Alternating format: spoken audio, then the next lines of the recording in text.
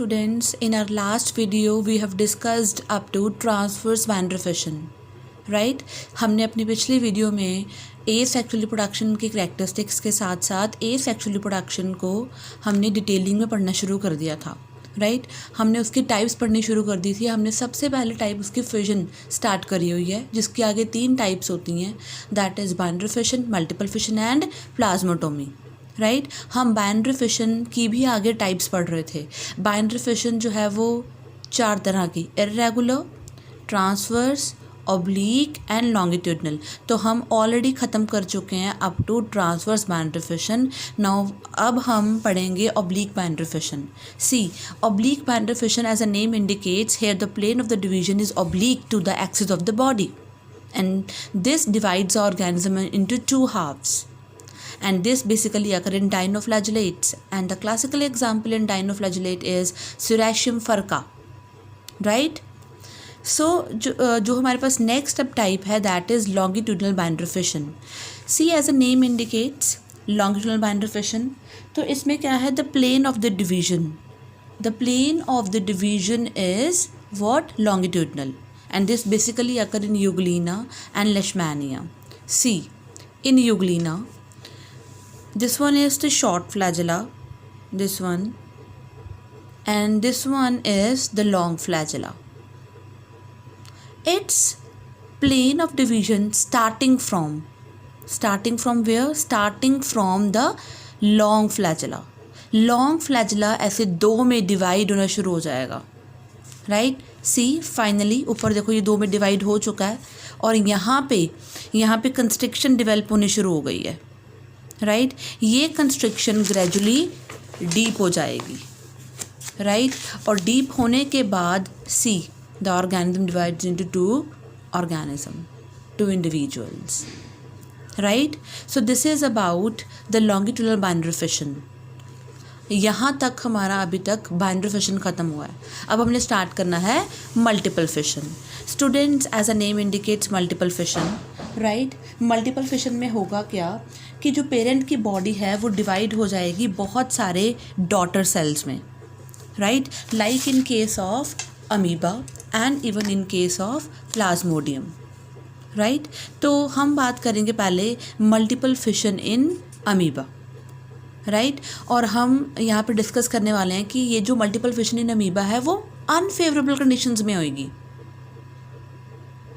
Actually हम ये नहीं कह सकते इसको अनफेवरेबल कंडीशन में होगी, हम ये बोलेंगे अनफेवरेबल कंडीशंस में पहले सिस्ट की फॉर्मेशन होती है, उसके बाद फेवरेबल कंडीशंस आने पे मल्टीपल फिशन स्टार्ट हो जाएगी, राइट तो जैसे कि हमने पहले बोला था कि ए सेक्सुअल रिप्रोडक्शन जो है वो फेवरेबल कंडीशंस में होती है, लेकिन मल्टीपल फिशन कब होएगी, जब अमीबा के लिए अनफेवरेबल कंडीशंस होंगी और वो अपने आसपास सिस्ट की फॉर्मेशन कर लेगा। सी पहले यहाँ पे देखो कि जब उसके लिए अनफेवरेबल कंडीशंस होती हैं तो see amoeba it becomes almost rounded, it withdraws it pseudopodia, right and there is a deposition of 3 layered cyst wall, 1 2 and 3 3 cyst की layers बनी हुई हैं, तो this is basically known as encystment, right तो amoeba में unfavourable conditions में क्या हो जाती है, इंसिस्टमेंट, लेकिन on the return of favourable conditions क्या होगा, फेवरेबल कंडीशंस में क्या होता है बेटा, अब मल्टीपल फिशन स्टार्ट हो जाएगी, राइट सी फेवरेबल कंडीशंस में क्या स्टार्ट हो जानी है, अब मल्टीपल फिशन। सी पहले सिर्फ एक ही न्यूक्लियस था, ये देखो ना, अब देखो इतने सारे nucleus, right and we know that nucleus with a bit of cytoplasm is basically a spore, right तो फेवरेबल कंडीशंस में क्या स्टार्ट हो चुकी है,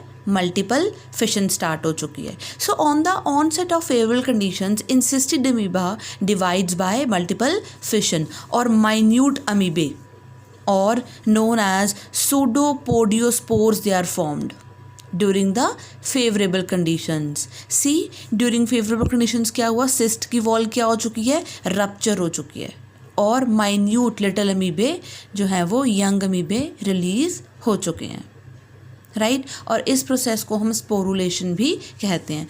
स्टूडेंट्स ये टॉपिक पुरानी एनसीईआरटी में नहीं गिवन, जिनके पास नई NCERT होगी पिछले साल वाली, उसमें ये इंक्लूड कर दिया था ये टॉपिक, राइट। सो ये टॉपिक अभी इंट्रोड्यूस हुआ है, पहले ये नहीं था in the NCERT। Now next is the multiple fission, right. Multiple fission in Plasmodium. पहले हमने अमीबा की एग्जांपल पढ़ी थी ना, अब हम प्लाज्मोडियम की एग्जांपल पढ़ रहे हैं। बेटा Plasmodium is basically malarial parasite, और इसका वेक्टर कौन होता है? इसका वेक्टर होता है फीमेल एनाफिलिस मस्कीटो। बेटा जो प्लाज्मोडियम की इन्फेक्टिव स्टेज होती है उसको हम क्या कहते हैं? स्पोरोजोइट। उसकी कुछ इस तरह से स्पिंडल सी शेप होती है, राइट। फीमेल एनाफिलिस मस्कीटो जब बाइट करती है किसी इंडिविजुअल को तो वो अपनी सलाइवा के साथ स्पोरोजोइट को भी इंट्रोड्यूस कर देती है in the persons body, right. तो ये स्पोरोजोइट ब्लड स्ट्रीम के थ्रू कहाँ पहुँच जाता है? किसके सेल्स में? लिवर के सेल्स में। लिवर के सेल में ये एंटर कर रहा है। एंटर करने के बाद वो लिवर के सेल से क्या ले रहा है? देखो, नरिशमेंट लेने के बाद it grows in size and become the schizont. क्या बन गया? वो शाइजोंट बन गया है। क्लियर? जब ये शाइजोंट बनने के बाद नाउ इट स्टार्ट, सी यहाँ पे देखो, now it starts multiple fission. इसने क्या शुरू कर दिया है? Multiple fission. तो पहले देखो सिर्फ एक ही न्यूक्लियस था, लेकिन उसके बाद देखो इतने सारे न्यूक्लियस हो गए, राइट। तो इसने क्या शुरू कर लिया? Multiple fission. And we also know that nucleus with a bit of cytoplasm it's a spore. तो बहुत सारे स्पोर्स अंदर बन जाएंगे, फाइनली लिवर का सेल रप्चर हो जाएगा और ये स्पोरोजोइड्स, राइट, जो है वो रिलीज हो जाएंगे। अब ये स्पोरोजोइड्स या तो दोबारा लिवर के सेल्स को इफेक्ट कर सकते हैं, और अल्टीमेटली ये किसको इफेक्ट करेंगे? RBCs को। और RBCs भी रप्चर होते जाएंगे, टूटते जाएंगे, और इस तरह से बीच में से स्पोरोजोइड्स, या हम बोलते हैं उनको मीरोजोइड्स, स्पोरोजोइड की ही फॉर्म है, जब वो RBC से निकलती है हम उसको मीरोजोइड बोल सकते हैं, रिलीज़ होगा। स्टूडेंट्स, मैं आपको एक चीज़ बता दूं, यहाँ पे आपको लाइफ साइकिल की डिस्कशन करने की कोई ज़रूरत नहीं है वैसे तो, राइट। सिर्फ प्लाज्मोडियम में ये कैसे मल्टीपल फिशन करता है तो वो समझाने के लिए जो मैंने टेक्निकल टर्म्स यूज़ करी हैं, दैट्स ओके। लेकिन अभी इस चैप्टर में हम यहाँ पे इसके लिए यहाँ पे डील नहीं करेंगे, ये ऑलरेडी डिस्कस होगा, लेकिन होगा in chapter human health and disease में, right. Now next is plasmotomy. Remember, fission की 3 टाइप्स थी। कौन कौन सी टाइप्स थी? एक तो थी इसकी type that is binary fission, multiple fission, and last is plasmotomy. See, tomy means cutting. It's a cutting of multinucleate parent into many multinucleate individuals.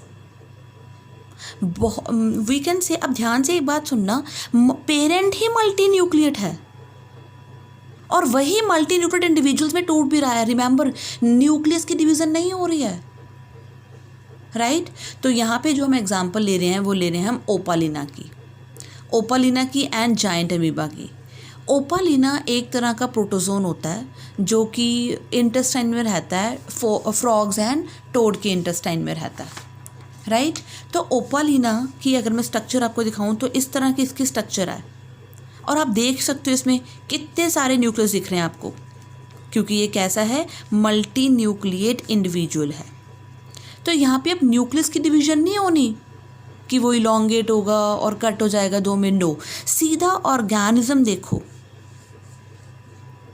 Multi nucleate parent divide into many multi nucleate individual. Suppose this one is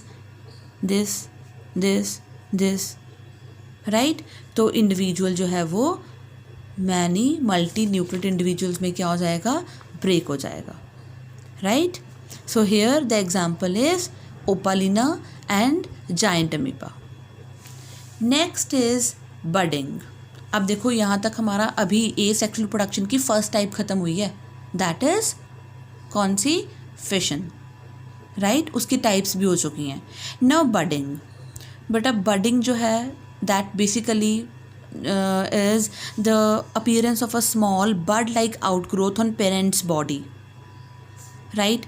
The bud finally got constricted and will detach from the parent's body. But see here, in case of yeast, there is unequal division.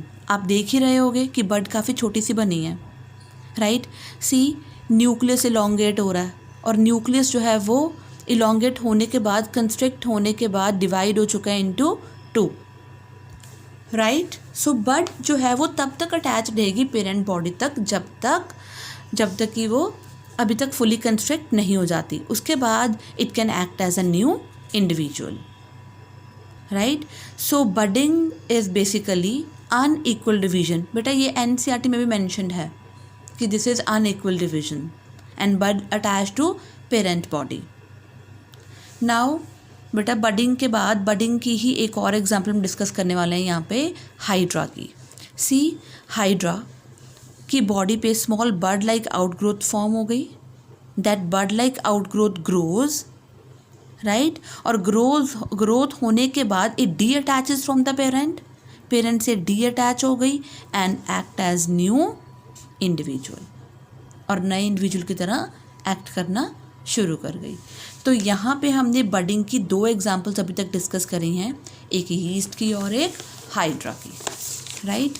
Now the types of budding. Students, very very important, types of budding. See, budding की 2 types, exogenous budding and endogenous budding. बेटा exogenous budding का मतलब होता है, एक्सो होता है बाहर, right. बाहर बड बॉर्न हो रही है. तो अभी तक हम इसकी 2 एग्जाम्पल जो पढ़ रहे थे, यीस्ट और हाइड्रा की, वो एक्सोजीनस बडिंग की ही एग्जाम्पल्स थी, right. Now we will discuss endogenous budding. बेटा एंडोजीनस बडिंग क्या है? इंटरनल बड्स बनना. इंटरनल बड्स बन रही हैं और उनको हम क्या कहते हैं? इंटरनल बड्स को स्पेशल नाम दिया जाता है, they are known as gemmules. Remember, they are very very important, gemmules, right. See, gemmules they are formed in sponges. So basically here they are the internal buds. ये जो मैंने sponge की structure बनाई हुई है, this one is a spicule, जो इसको protection देता है, एक्सोस्केलेटन प्रोवाइड करता है. So here are the internal buds, right. तो इंटरनल बड्स की एग्जाम्पल जो NCERT में मेंशन है वो सिर्फ और सिर्फ स्पॉन्ज दी हुई है. सो अगर हम देखें तो स्पॉन्जेस की example Spongilla and Sycon. Spongilla is basically a fresh water sponge. Clear, students? Remember, gemmules are very very important. Clear? Now students, we will discuss about the topic, third part of asexual reproduction, that is fragmentation, right. In fragmentation, the parent body breaks into fragments. It does not split, it breaks into fragments, right. And this basically occur in simple multicellular organisms. Simple multicellular organisms में क्या होती है बेटा? Fragmentation होती है. Like in case of spirogyra, it is known as pond silk, right. वो fragments में break हो जाएगी and fragment grows into new individual. Clear? So fragmentation basically occur in simple multicellular organisms, right. और इसकी अगर मैं और एग्जांपल्स डिस्कस करूँ तो इसकी और एग्जांपल है फंजाई, और एग्जांपल ब्रायोफाइट्स, और इसकी example pteridophytes, right. Echinoderms, they show fragmentation, right. Now students, next is regeneration. बेटा रीजनरेशन का मतलब क्या हुआ? रीजनरेशन मतलब हम कह सकते हैं कि दोबारा से कोई चीज़ ग्रो करना, राइट. रीजनरेशन भी 2 तरह की, एपीमॉर्फोसिस एंड मॉर्फोलेक्सिस. बेटा एपी मतलब अबव, मॉर्फोसिस मतलब पार्ट का ग्रो होना, मॉर्फोलॉजी, कोई नया ऑर्गन आना. तो अब ध्यान से देखो, एपीमॉर्फोसिस में क्या होता है? लॉस्ट पार्ट आता है सिर्फ बॉडी पे, पूरा ऑर्गेनिज्म डेवलप नहीं होता, सिर्फ उसका कोई लॉस्ट पार्ट ही आ जाता है. लाइक अगर स्टारफिश की एक आर्म कट हो जाए तो वो जो एक आर्म अगर आ गई तो वो किस तरह की रीजनरेशन थी? एपीमॉर्फोसिस. तो उसकी बॉडी रिपेयर हो गई तो उसको हम बोलेंगे रिपेयरेटिव रीजनरेशन, राइट. लेकिन इसकी जो नेक्स्ट टाइप है दैट इज़ मॉर्फोलेक्सिस. बेटा मॉर्फोलेक्सिस में क्या होता है? There is a formation of whole body even from a small part. छोटे से पार्ट से पूरी बॉडी जो है वो डिवेल्प हो सकती है, right, like in case of hydra, like in case of Planaria, right, even like in case of starfish also. Starfish की आर्म के साथ अगर सेंटर वाली डिस्क भी हो थोड़ी सी, तो वो पूरा का पूरा रीजनरेट कर सकता है एक स्टारफिश में. तो स्टूडेंट्स, ये दोनों में से सिर्फ नए ऑर्गेनिज्म इसमें बनेगा इसमें नया ऑर्गेनिज्म. इसमें तो सिर्फ लॉस्ट पार्ट ही आ रहा है. तो morphallaxis is a type of sexual reproduction, right. Morphallaxis is a type of sexual reproduction. Clear. So अभी तक हमने क्या क्या डिस्कस कर लिया, लेट मी रिवाइज. पहले देख लें हम. आज हमने ऑब्लिक बैंड डिफिशिएंसी शुरू करा था, फिर लॉन्गिट्यूडनल के बारे में पढ़ा, उसके बाद हमने बडिंग के बारे में डिस्कस करा था. उसके बाद हमने प्लाज्मोटॉमी पढ़ा था एंड मल्टीपल फिशन पढ़ा था, राइट. देन बडिंग के बारे में डिस्कस करा था हमने. बडिंग के बाद उसकी टाइप्स पढ़ी थी, that is exogenous budding and endogenous budding. और उसके बाद हमने फ्रेगमेंटेशन और रीजनरेशन, राइट. अब हम स्टार्ट करने वाले हैं गैमे फॉर्मेशन, राइट. बेटा गैमे हैं क्या? आपने शायद +1 में भी ब्रायोफाइट्स पढ़े ही होंगे, ऑब्वियसली पढ़े ही होंगे. तो आपने मार्केंशिया, राइट, मार्केंशिया के ये नीचे राइजॉइड्स, ये इसकी मिडरिब, राइट. और ऐसे कप लाइक स्ट्रक्चर्स में एसेक्सुअल बड्स बनती थी. ये पूरी स्ट्रक्चर इज गैमा कप. और ये जो बीच में आप देख रहे हो structures buds, these are basically green asexual buds. They are green asexual buds, right? These buds are they are formed in special cups known as gamma cups, for example in Markensia. Markensia is a bryophyte, right? So gamma formation occur in bryophytes. Clear? So अभी तक हमारी video में हमने gamma formation तक discuss कर लिया. इसके बाद जो लास्ट टाइप रह गया दैट इज़ स्पोरुलेशन और स्पोर फॉर्मेशन, वो डिस्कस करेंगे हम अपनी नेक्स्ट वीडियो में. Till then stay home, stay safe.